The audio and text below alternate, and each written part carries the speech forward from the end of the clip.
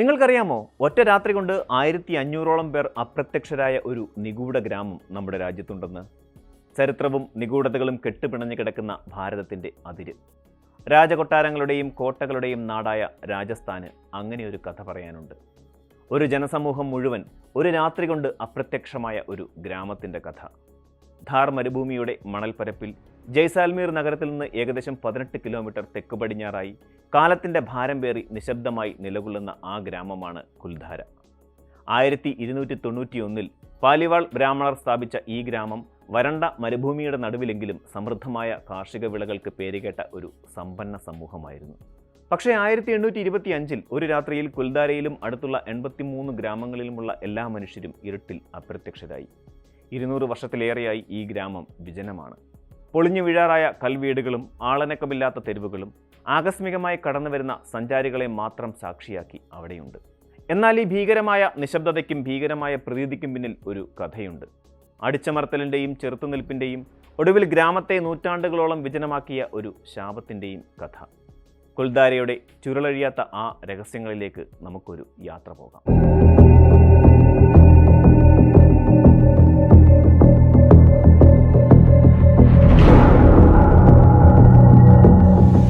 കുൽധാരയുടെ കഥ തുടങ്ങുന്നത് 13-ാം നൂറ്റാണ്ടിലാണ്. പാലിവാൾ ബ്രാഹ്മണർ എന്ന സമൂഹമാണ് ഈ ഗ്രാമം സ്ഥാപിച്ചത്. രാജസ്ഥാനിലെ പാലിയിൽ നിന്ന് ജയ്സാൽമീർ മേഖലയിലേക്ക് കുടിയേറിയവരായതുകൊണ്ട് അവരെ പാലിവാളുകാർ എന്ന് അറിയപ്പെടുന്നു. കൃഷിയിലും വ്യാപാരത്തിലും ജ്യോതിഷത്തിലുമെല്ലാം അസാമാന്യ വൈദഗ്ധ്യമുള്ളവരായിരുന്നു ഈ സമൂഹം. ഏകദേശം ഒരു ചതുരാകൃതിയിലുള്ള സ്ഥലത്താണ് ഗ്രാമം സ്ഥിതി ചെയ്തിരുന്നത്. ഇതിൻ്റെ മധ്യഭാഗത്തൊരു ദേവീക്ഷേത്രമുണ്ടായിരുന്നു.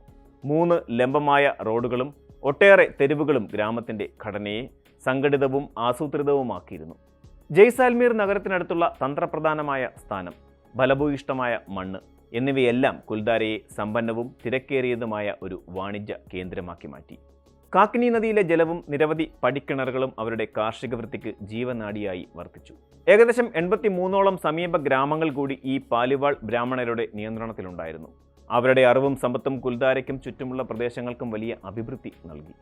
സമാധാനപരവും ഐശ്വര്യപൂർണവുമായിരുന്നു കുൽധാരക്കാരുടെ അന്നത്തെ ജീവിതം. എന്നാൽ ഈ സമാധാനപരമായ ജീവിതം അധികകാലം നീണ്ടുനിന്നില്ല.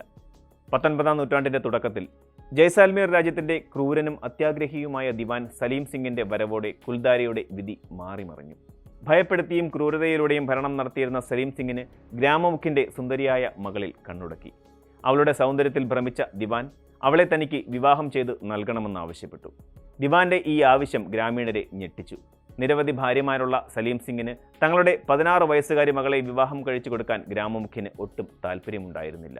തൻ്റെ ആവശ്യം നിരസിക്കുകയാണെങ്കിൽ ഗ്രാമത്തിന് താങ്ങാൻ കഴിയാത്ത അമിത നികുതി ചുമത്തി ഗ്രാമീണരെ ദ്രോഹിക്കുമെന്നും ഗ്രാമം മുഴുവൻ ചുട്ടരിക്കുമെന്നും സലീം സിംഗ് ഭീഷണിപ്പെടുത്തി. ദിവാന്റെ ഈ അടിച്ചമർത്തലുകൾക്ക് വഴങ്ങാൻ ഗ്രാമീണർ തയ്യാറായില്ല. തങ്ങളുടെ അഭിമാനവും സ്വാതന്ത്ര്യവും സംരക്ഷിക്കാൻ അവർ ദൃഢനിശ്ചയം ചെയ്തു. സലീം സിംഗ് നിശ്ചയിച്ച സമയപരിധി അടുത്തു വന്നപ്പോൾ ഗ്രാമമുഖ്യൻ പാലിവാൾ ബ്രാഹ്മണരുമായി കൂടിയാലോചിച്ചു. ഒടുവിൽ ഒരു നിർണായക തീരുമാനം അവർ കൈക്കൊണ്ടു. കുൽധാരയുടെ വിധി എന്നേക്കുമായി മാറ്റിയെഴുതിയ തീരുമാനം. ഒരു രാത്രി ഇരുട്ടിൻ്റെ മറവിൽ കുൽധാരയിലെ മുഴുവൻ ജനങ്ങളും സമീപത്തെ 83 ഗ്രാമങ്ങളിലെ താമസക്കാരോടൊപ്പം അപ്രത്യക്ഷരായി. ഏകദേശം 1500-ലധികം ആളുകൾ ഒറ്റ രാത്രി കൊണ്ട് എങ്ങോട്ടോ പോയി മറഞ്ഞു. അവർ തങ്ങളുടെ വീടുകളും വസ്തുക്കളും കൃഷിഭൂമിയും ഉപേക്ഷിച്ചു. ഒരു തുമ്പും അവശേഷിപ്പിക്കാതെയായിരുന്നു ഈ പലായനം. ചില ചരിത്രകാരന്മാർ പറയുന്നത് ഗ്രാമത്തിലൂടെയുള്ള ഒരു തുരങ്കത്തിലൂടെയാണ് അവർ രക്ഷപ്പെട്ടത് എന്നാണ്. അവരെങ്ങോട്ട് പോയെന്നോ എന്ത് സംഭവിച്ചുവെന്നോ പിന്നീട് ആർക്കും അറിവുണ്ടായിരുന്നില്ല. അവരെ പിന്നീട് ആരും കണ്ടിട്ടുമില്ല. എന്നാൽ ഗ്രാമം വിട്ടുപോകുന്നതിന് മുമ്പ് ഗ്രാമീണർ കുൽധാരയെ ശപിച്ചു. ഇനി ഒരിക്കലും ആർക്കും ഈ ഗ്രാമത്തിൽ താമസിക്കാൻ കഴിയില്ല. ആരെങ്കിലും അതിന് ശ്രമിച്ചാൽ അവർക്ക് നിഗൂഢവും അമാനുഷികവുമായ അനുഭവങ്ങൾ നേരിടേണ്ടി വരും. അവരുടെ ശാപം ഇങ്ങനെയായിരുന്നു. അവരങ്ങനെ പ്രഖ്യാപിച്ചതിന് ശേഷമാണ് ആ ഗ്രാമം വിട്ടത്.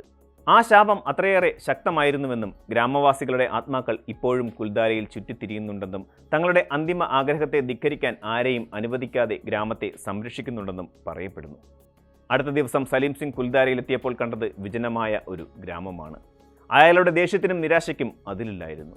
പക്ഷേ ആ ക്രൂരനായ ദിവാൻ ഒന്നും ചെയ്യാനുണ്ടായിരുന്നില്ല. കാരണം ഗ്രാമവാസികളുടെ ശാപം അതിനകം ഫലത്തിൽ വന്നു കഴിഞ്ഞിരുന്നു. ഒരിക്കൽ ജീവസുറ്റതും സജീവവുമായിരുന്ന ഗ്രാമം ഒരു വിജനമായ ഭൂമിയായി മാറി. പിന്നീടുള്ള വർഷങ്ങളിൽ കുൽധാരയിൽ വീണ്ടും താമസിക്കാൻ പലരും ശ്രമിച്ചു. പക്ഷേ എല്ലാവരും പരാജയപ്പെടുകയാണ് ഉണ്ടായത്. ഗ്രാമത്തിൽ താമസിക്കാൻ ശ്രമിച്ചവർ വിചിത്രവും അസ്വസ്ഥവുമായ സംഭവങ്ങൾക്ക് സാക്ഷിയായി എന്ന് നിരവധി റിപ്പോർട്ടുകളും വന്നു. വിശദീകരിക്കാനാകാത്ത ശബ്ദങ്ങൾ, ചിരികൾ, കാൽപ്പെരുമാറ്റങ്ങൾ, മിന്നുന്ന വെളിച്ചങ്ങൾ, കാണാത്ത കണ്ണുകൾ, നിരീക്ഷിക്കപ്പെടുന്നത് പോലെയുള്ള തോന്നലുകൾ എന്നിവയെല്ലാം അവർ അനുഭവിച്ചു. ചിലർ പ്രേതരൂപങ്ങളെ കണ്ടതായി പോലും അവകാശപ്പെട്ടു. മറ്റു ചിലർ ഭീകരമായ ഒരു സാന്നിധ്യം തങ്ങളെ അവിടെ നിന്ന് ഓടിച്ചതായും പറയപ്പെടുന്നുണ്ട്. കുൽദാര ഇന്നൊരു പ്രേത നഗരമായി കണക്കാക്കപ്പെടുന്നു. അമാനുഷിക അന്വേഷികൾ ഇവിടെ പഠനം നടത്തുകയും അവിശ്വസനീയമായ അനുഭവങ്ങൾ ഉണ്ടായിട്ടുണ്ടെന്ന് അവകാശപ്പെടുകയും ചെയ്തിട്ടുണ്ട്. ചിലർ പറയുന്നത് രാത്രി സമയത്ത് ഗ്രാമത്തിൽ പ്രവേശിക്കുന്നത് അപകടകരമാണെന്നും അസ്വാഭാവികമായ ഊർജം അനുഭവപ്പെടാറുണ്ടെന്നുമാണ്. ഗ്രാമത്തിൻ്റെ ഭീകരമായ നിശബ്ദതയും പൊളിഞ്ഞു വീഴാറായ കെട്ടിടങ്ങളും ഉപേക്ഷിക്കപ്പെട്ട വസ്തുക്കളും ഈ അനുഭവങ്ങളെ കൂടുതൽ ശക്തമാക്കുന്നുണ്ട്. ഈ അനുഭവങ്ങൾ കുൽദാരയെ ശപിക്കപ്പെട്ട ഗ്രാമം എന്ന ഖ്യാതി വർദ്ധിപ്പിക്കുന്നു. എന്നാൽ ഈ പ്രതിഭാസങ്ങൾ ശാസ്ത്രീയമായി തെളിയിക്കപ്പെട്ടിട്ടില്ല. അവ ഐതിഹ്യത്തിൻ്റെ ഭാഗമായി അങ്ങനെ തുടരുന്നു. ഗ്രാമം ഉപേക്ഷിക്കപ്പെട്ടതിന് പിന്നിലെ കാരണം എന്താണ് എന്ന കാര്യത്തിൽ ചരിത്രകാരന്മാർ തമ്മിൽ തികച്ചും വ്യത്യസ്തമായ അഭിപ്രായങ്ങളുണ്ട്. ശാപത്തിൻ്റെ കഥ ഒരു ഐതിഹ്യമാണെങ്കിലും ചില ചരിത്രകാരന്മാർ ഈ പലായനത്തിന് മറ്റ് കാരണങ്ങൾ നിർദ്ദേശിക്കുന്നുണ്ട്. കടുത്ത ജലക്ഷാമം, ഭൂകമ്പം അല്ലെങ്കിൽ വ്യാപാര മാർഗങ്ങളുടെ തകർച്ച, ഗ്രാമത്തിൻ്റെ അത്യന്തം ഒറ്റപ്പെട്ട സ്ഥാനം എന്നിവ മൂലമുള്ള ദുരിതപൂർണമായ ജീവിത സാഹചര്യങ്ങൾ തുടങ്ങിയ യുക്തിസഹമായ കാരണങ്ങളാണ് ഗ്രാമവാസികളുടെ പലായനത്തിന് പിന്നിലുണ്ടാകാൻ സാധ്യതയെന്ന് അവർ വിശ്വസിക്കുന്നു. ധാർ മരുഭൂമിയുടെ ഭാഗമായ ഈ പ്രദേശത്ത് വെള്ളം ലഭിക്കാൻ ബുദ്ധിമുട്ടായിരുന്നു. ഇത് ജനങ്ങളെ മറ്റൊരു സ്ഥലത്തേക്ക് മാറ്റാൻ പ്രേരിപ്പിച്ചതായിരിക്കാം. കൂടാതെ സലീം സിംഗിന്റെ അമിതമായ നികുതി പിരിവ് സാമ്പത്തിക പ്രതിസന്ധിക്ക് കാരണമായിരിക്കാം. ഈ തിരിച്ചടികൾ ഗ്രാമവാസികളെ ഒറ്റയടിക്ക് പലയിടത്തേക്ക് മാറ്റുന്നതിന് പകരം ചെറുകൂട്ടമായി ഗ്രാമം ഒഴിയാൻ അവരെ പ്രേരിപ്പിച്ചിരിക്കാം. ഗ്രാമം ദീർഘകാലം ശൂന്യമായി നിലനിന്നത് കൊണ്ട് ഈ സ്ഥലം പ്രേത കഥകൾക്കും അതുപോലെ അസ്വാഭാവിക സംഭവങ്ങൾക്കും അനുയോജ്യമായ പശ്ചാത്തലമായി മാറിയതാകാമെന്നും അവർ വിശ്വസിക്കുന്നു. ഈ കഥകൾ പിന്നീട് രൂപപ്പെട്ടതാകാമെന്നും അവർ കരുതുന്നുണ്ട്. കാരണം 1815 ബ്രിട്ടീഷ് ഉദ്യോഗസ്ഥനായ ജെയിംസ് ഡോഡ് കുൽദാരയിലെ ജനസംഖ്യ 800 ആയിരുന്നുവെന്ന് രേഖപ്പെടുത്തിയിട്ടുണ്ട്. ഏകദേശം 200 വീടുകളുണ്ടായിരുന്നുവെന്നും അദ്ദേഹം കുറിച്ചു. ഏറ്റവും വിശ്വസനീയരായ നാട്ടുകാരിൽ നിന്നുള്ള വിവരങ്ങളെ അടിസ്ഥാനമാക്കിയാണ് ഈ കണക്കുകൾ അദ്ദേഹം ചിട്ടപ്പെടുത്തിയതെന്നും ചരിത്രം പറയുന്നു. 1890ഓടെ ഗ്രാമത്തിലെ ജനസംഖ്യ വൻതോതിൽ കുറഞ്ഞ് 37 എന്നും 117 വീടുകൾ മാത്രമേ ശേഷിച്ചിരുന്നുള്ളൂ എന്നും അദ്ദേഹം രേഖപ്പെടുത്തിയതായി ചരിത്രം സൂചിപ്പിക്കുന്നു. എന്തൊക്കെയാണെങ്കിലും ഈ കാരണങ്ങളൊന്നും പൂർണ്ണമായും തൃപ്തികരമല്ല. 1500-ലധികം ആളുകൾ 84 ഗ്രാമങ്ങളിൽ നിന്നുള്ളവർ ഒരു രാത്രി കൊണ്ട് ഒരടയാളവുമില്ലാതെ എങ്ങനെ മാഞ്ഞുപോയി എന്നത് ഇപ്പോഴും ഒരു നിഗൂഢതയാണ്. അമാനുഷികമായ പ്രതിഭാസങ്ങൾ, മനഃശാസ്ത്രപരമായ ഭയം അല്ലെങ്കിൽ പ്രാദേശിക ഐതിഹ്യങ്ങളുടെ സ്വാധീനം എന്നിവയൊക്കെ മൂലമാകാമെന്ന് ചില ശാസ്ത്രജ്ഞരും ഗവേഷകരും ഈ നിഗൂഢതയെക്കുറിച്ച് വിശ്വസിക്കുന്നത്. ഗ്രാമം ദീർഘകാലം വിജനമായി കിടന്നതുകൊണ്ട് സ്വാഭാവികമായും പ്രേതകഥകൾക്ക് വഴിയൊരുങ്ങിയതാകാം എന്നും അവർ പറയുന്നു. ഇന്ന് കുൽദാര ഗ്രാമീണരുടെ ചെറുത്തുനിൽപ്പിൻ്റെയും അവരുടെ ശാപത്തിൻ്റെ ശക്തിയുടെയും ഒരു ഓർമ്മപ്പെടുത്തലായി നിലകൊള്ളുന്നു. രാജസ്ഥാൻ സർക്കാർ ഇതിനെ ഒരു പൈതൃക സ്ഥലമായി സംരക്ഷിക്കുന്നു. ആർക്കിയോളജിക്കൽ സർവേ ഓഫ് ഇന്ത്യയുടെ കീഴിൽ ഗ്രാമത്തിൻ്റെ അവശിഷ്ടങ്ങൾ സംരക്ഷിക്കപ്പെടുന്നുണ്ട്. ശാപത്തെക്കുറിച്ചുള്ള ഐതിഹ്യവും അമാനുഷിക കഥകളും കുൽദാരയെ ഒരു ത്രില്ലിംഗ് ഡെസ്റ്റിനേഷനാക്കി മാറ്റിയിരിക്കുന്നു. സഞ്ചാരികൾക്കും പ്രേതങ്ങളെ പിന്തുടരുന്നവർക്കും അമാനുഷിക കാര്യങ്ങളിൽ താല്പര്യമുള്ളവർക്കും ഒരു പ്രിയപ്പെട്ട സ്ഥലമായി ഇത് മാറിയിട്ടുണ്ട്. സന്ദർശകർക്ക് ഗ്രാമത്തിൻ്റെ തകർന്ന വീടുകൾ, ക്ഷേത്രം, റോഡുകൾ എന്നിവയെല്ലാം കാണാൻ കഴിയും. എന്നാൽ സൂര്യാസ്തമയത്തിന് ശേഷം ഇവിടെ തങ്ങുന്നത് അനുവദനീയമല്ല. കാരണം ശാപത്തെക്കുറിച്ചുള്ള ഭയവും ഇപ്പോഴും നിലനിൽക്കുന്നുണ്ട്. കുൽദാരയുടെ കഥ ഇന്ത്യൻ സിനിമകളിലും സാഹിത്യത്തിലും ഇടം നേടിയിട്ടുണ്ട്.